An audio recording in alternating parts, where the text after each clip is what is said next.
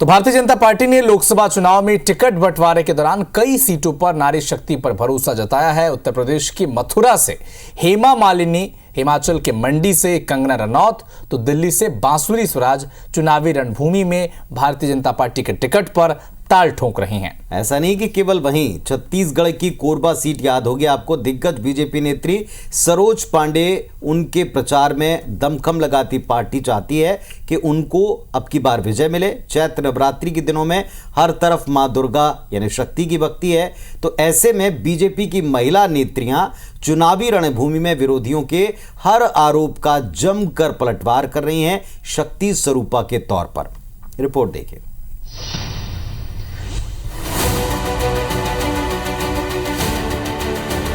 बॉलीवुड की dream girl Hema Malini का ये नया अवतार है।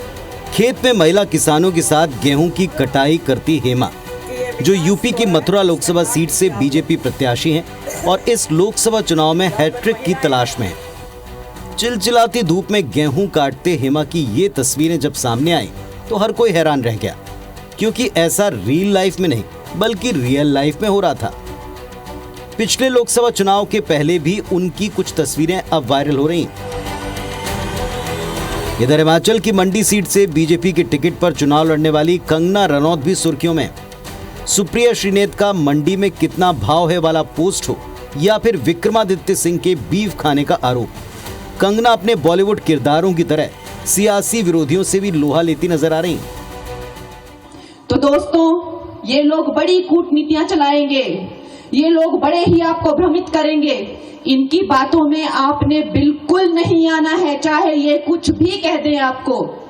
अब इन्होंने कहा कि इसने गौ मांस खाया, फिर मैंने कहा कि बताइए आपके पास कुछ तो प्रमाण होगा। तो कहते हैं जी अरे छोड़ो, हमको आपके खाने पीने से क्या लेना देना, बताइए।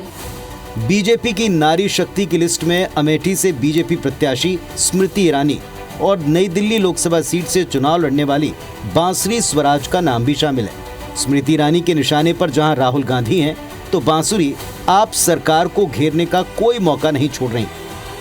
आपने देखा होगा जिस दिन राहुल गांधी ने अपना नामांकन भरा, उन्होंने लिख कर घोषित कर दिया वायनाड मेरा परिवार है। वहां तक तो ठीक था, फिर कर्नाटक के एक नेता ने जाकर भाषण दे दिया कि राहुल गांधी से पूछा गया वायनाड से काहे लड़ रहे हैं, राहुल गांधी ने कहा वायनाड के लोग ज्यादा वफादार। फिर हम क्या हुआ? 15 साल निकम्मे सांसद को ढोया, जिसने काम नहीं किया, जीतने के बाद भी गायब रहा। आपने भी तो वफादारी दिखाई थी, परिवार माना। दिल्ली देश की राजधानी है, दिल्ली देश का दिल है, और ये बहुत दुर्भाग्यपूर्ण बात है कि माननीय मुख्यमंत्री अरविंद केजरीवाल जी सत्ता के मोह में इतने मदमस्त हैं कि वो जेल से सरकार चलाने पे आतुर हैं। मैं पूछना चाहती हूँ कि क्या बात आम आदमी पार्टी में प्रतिभा का अकाल है क्या? इधर मध्य प्रदेश छत्तीसगढ़ में भी महिला उम्मीदवारों ने मोर्चा संभाल रखा है। मध्य प्रदेश में बीजेपी ने कांग्रेस की एक महिला प्रत्याशी के मुकाबले 7 महिलाओं को टिकट दिया है। वहीं छत्तीसगढ़ में बीजेपी कांग्रेस ने 3-3 सीटों पर नारी शक्ति पर भरोसा कर टिकट दिया।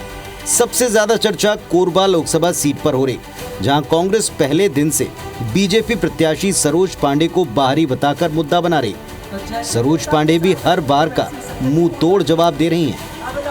देखिए, ऐसा है, छत्तीसगढ़ी भाषा ही कुछ ऐसी होती है, तो उनको पहले उनसे बात कर लेना, और जो भी उन्होंने कहा यदि उन्हें गलत लग रहा है तो उसके लिए उन्होंने कह दिया कि भाई उसके बाद भी यदि वो कर रहे हैं तो करें, जो इन करना हो कर सकते हैं, वो स्वतंत्र हैं। इनके मुख्यमंत्री के साथ तो ये पहले से ही रहा है कि क्षेत्र में जिस प्रकार से उनके क्रियाकलाप थे, चाहे वो कांग्रेस के कार्यकर्ता हों, चाहे पत्रकार हों या आम जनता हो, सबको प्रताड़ित करना और भयभीत करना उन्होंने हमेशा किया।